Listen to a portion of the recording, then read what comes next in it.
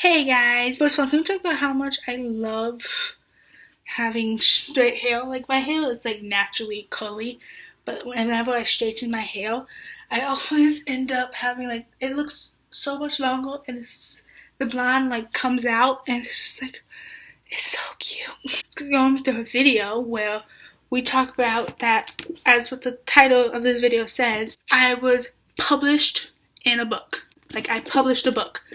That is not clickbait. I actually was published in a book, and this is my story time on like how it happened. One day I feel like I'm going to be a writer. I'm going to be an author of some type of book, and I'm going to have to look back and be like, this was the first ever book I was published in. Like, I was published in school newspapers, but I mean, like, that's not a book. Back in 8th grade, my school principal had like, she knew about my writing. She knew I liked to write, so she recommended me for Canon Solutions Featured Authors projects to pretty much be, told me to, that I had to audition for it, and that she would give me a letter of recommendation for it. Like, I had to, like, I had no choice. Like, she told me I had to do it, and I was like, okay, I like writing, it looks fun, you get to make a book. And there was a bunch of nice people, by the way. It was like, I want to say like from 8th grade or middle school to like 12th grade, and it's amazing. And we'll get to my section in a bit, and I'll read them and I'll talk about them. And the book was called Pure Gold, written in graphite. And the group came up with this. I don't remember coming up with it, but I know the group came up with it. Actually, a really good book.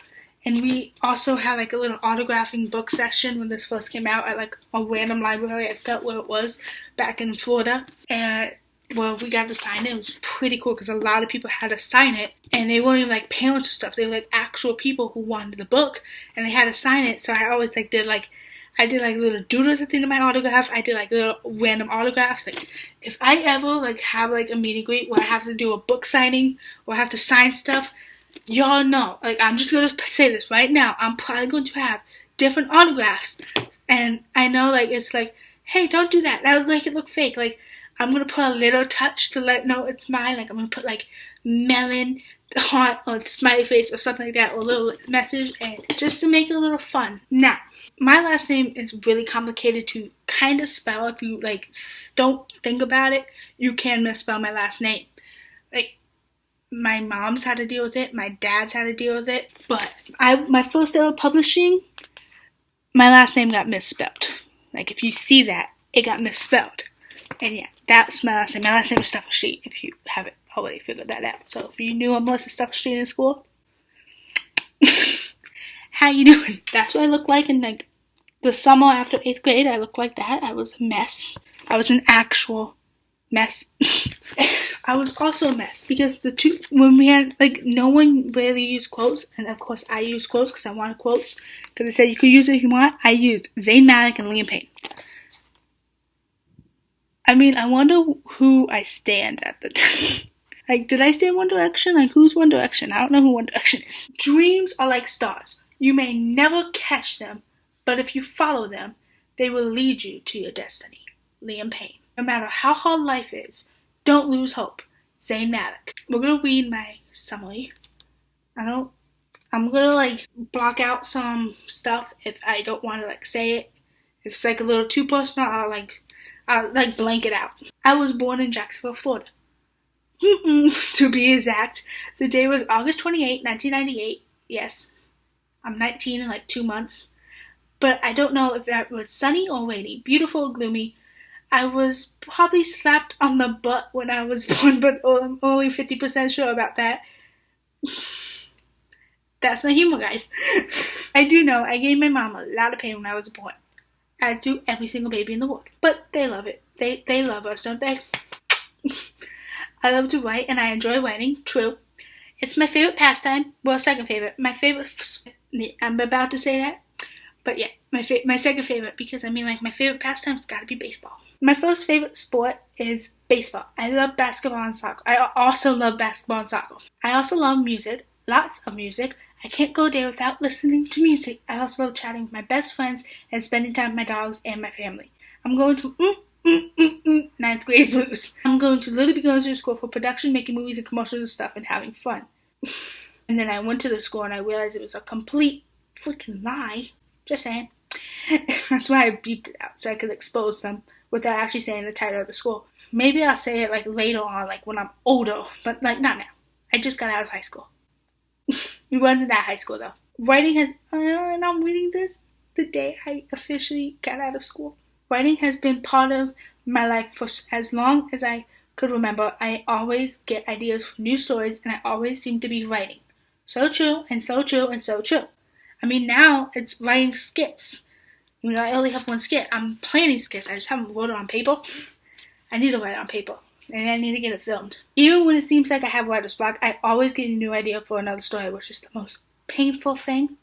I've wanted to be a writer since I was young, and I always loved to fulfill my dreams. I write any type of genre, usually. Well, I have to get back to that big part of steam, so peace, I'm out. And then I had 2 quotes. Sometimes people don't notice the things others do for them until they stop doing them. And don't listen to what people say. Watch what they do. Also, I forgot, this happened literally, like I just realized after I started reading it, was that this happened literally right before I started 9th grade. And I'm literally making this video the day I completed high school for good. Now I'm going to skip the reflection. It's just me talking about like how the week went at the thing and what I learned and what I did, and like it's boring. So I'm just going to read. I wrote a poem and I wrote a little story, and I'm going to like give a thing. The poem was like, it's kind of dark. Like I'll put a little disclaimer right here where like this poem, I would say it is a trigger warning. It's a trigger warning to cutting. But I feel like it was also, I was told by like many people that this poem was actually a really good poem the way I wrote it. And this is just a disclaimer to let you know that, like, yes, it is about cutting. If that triggers you, then you could like skip over this video, you could click off this video. So like, escape. Trying to escape the dark inner soul with only a knife and a wrist. A steel-pointed edge carving into her skin, creating unappealing, cool designs, proving she never won the battles. Bittersweet blood draining out, blood-stained arms, leaking off tear-stained cheeks, screaming. Scars painted across her wrist, people stare, muted hesitation, wishing they knew what to say, murmuring, sorrowful voices, creating a small, thin gap between confidence and hatred. Insanity, yanking out long, thick hair. Sharp pain shivered up her crooked spine, troubled, disappearing, letting the skin change to a glowing rust, letting her body sink to the floor, becoming invisible, a note tainted in magenta, bloodshot words striking the paper, not wanting it, but needing it, accusing herself, filling her eyes with tsunami waves of tears, the spiked object curved deeper and deeper, failing to gain power. Yes, it's about cutting. I was like, I got help with the detail, but I am like really proud of that one poem. Like I am actually super proud of how that turned out, and I kind of want to publish it somewhere, just like hey, boom. But yeah, I kind of want to make like maybe like one day I'll have a book out where like I can make like little poems like that.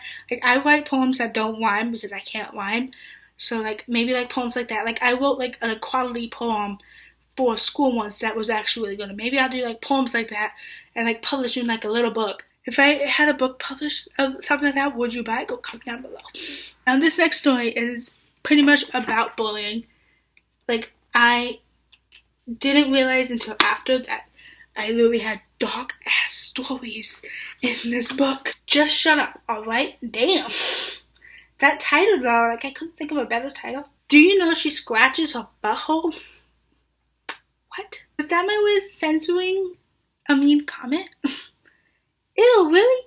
Sammy sighed as she closed her locker. She hated gossip, especially about her. Watch out, the whale is coming through. Oh. Every boy in school always made cruel remarks about her, causing Sammy to think even less of herself. She's right behind you. Watch out, Shamu is coming, and this is the splash zone. Shut the fuck up, you idiot. I actually put the F word, but I couldn't put the F word in the title. Okay, Sammy mumbled. Both of the boys pushed her off to the side before running off, yelling, "Big whale coming through! Hold your stuff because you're in the splash zone." Because I actually put yo instead of your. Sammy sighed and quickly ran to class. As she ran through the hallway, everyone moved out of the way, although there was already a huge space between them and her. "Don't touch me, you slimy beast. Don't come near me. I don't want that thing coming near me." She got really nervous, like she actually was a whale that got washed on shore, like she didn't even belong. She sat at her desk in first period, just staring at the old green nail polish on her nails. She even peeled away the other parts that were coming off. "We have a beach whale at the front of the class," Mercedes said, pushing her blonde hair back with her freshly painted pink nails. The whole room began to fill up with chuckles and giggles. "Ooh, everyone take pictures. This barely ever happens," one of her minions scoffed, mocking Mercedes' every move. Sammy rolled her eyes and kept staring at her hand, pretending she couldn't hear them. This happened every day, so it was nothing new. Then Miss Kenny stormed into the class. Why did I pick Miss Kenny? In a bad mood, like always. She was grumbling about something, but she couldn't really hear that well, so she never caught on. "Hi, Miss Kenny," Mercedes said proudly. Oh my god, I made her such a bitch. "Hello." Sammy felt something poke her ribs, so she quickly turned around. Mercedes gave off an innocent smile. Sammy faced the class, only for it to happen again. She turned around this time and whispered, "Stop it, you spoiled brat." Oh. Sammy snapped. "Yes, bitch, do that, yes." Mercedes just chuckled, looking around the room, pretending she didn't do anything. "Did you hear that?" Mercedes asked. It sounded like the mating call of a whale. Oh my god. "The whale actually mates?" the other one questioned, pushing her hair back. "That was a very good question," Mercedes sneered. "She probably doesn't even know how to mate." That was it. Sammy jumped up and pushed against Mercedes' desk, giving it a small little shake. Was that a fat joke? Was there a fat joke in there? Can't you just shut up already? Ooh, ooh, ooh, ooh, ooh, there's the title. There's the title. Sammy said through clenched teeth. "Really? What if I don't? Are you going to tilt my desk over?" Mercedes sneered. Sammy reached her arms out and picked up the desk. She didn't even plan to let go of the desk, unless, of course, Mercedes fell out. Yeah, because I would just let her fall out. I would literally, flip it over so she falls out. She is such a bitch. Mercedes squealed for Miss Kenny. "Miss Kenny! Miss Kenny!" Mercedes began to squeal in fright. "Miss Kenny, Sammy is trying to kill me." She just, picked up the desk. That is not, oh my. "Sammy," Miss Kenny yelled. "You have detention. Now sit down." "No, Miss Kenny." "Sammy, stop it. No one gets up without permission, let alone harms another student in my class. Now let go of Mercedes' desk." I literally wrote it like that, I put periods after every word. Miss Kenny came over to grab her hands, but Sammy gripped harder. "Let go, Sammy. Let go, or I'm getting the principal." She let go, giving the desk a little shake, causing Mercedes' teeth to chatter. "What?" "What?" Before she sat back down. Mercedes suddenly got quiet, not thinking of any mean comments to say. "Double detention, Sammy," Miss Kenny scolded. "No," Sammy refused. "Excuse me?"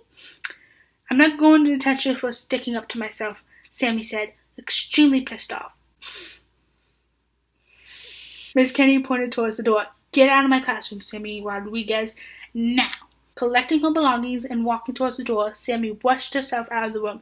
She began running down the hall to her locker, far away from the class. Soon she just dropped her books and ran out the door into the parking lot. Sammy began to walk home, showing a weak smile. She was free. She has to go back to school the next day, but okay. And then the rest are just, letters to authors that came. But, yeah. I just literally made this video super long, reading the stories.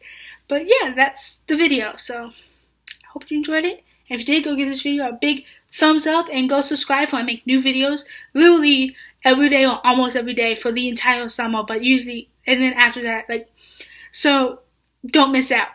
I love you all so very much. Have a fantastic rest of the day, and I hope your week turns out amazing.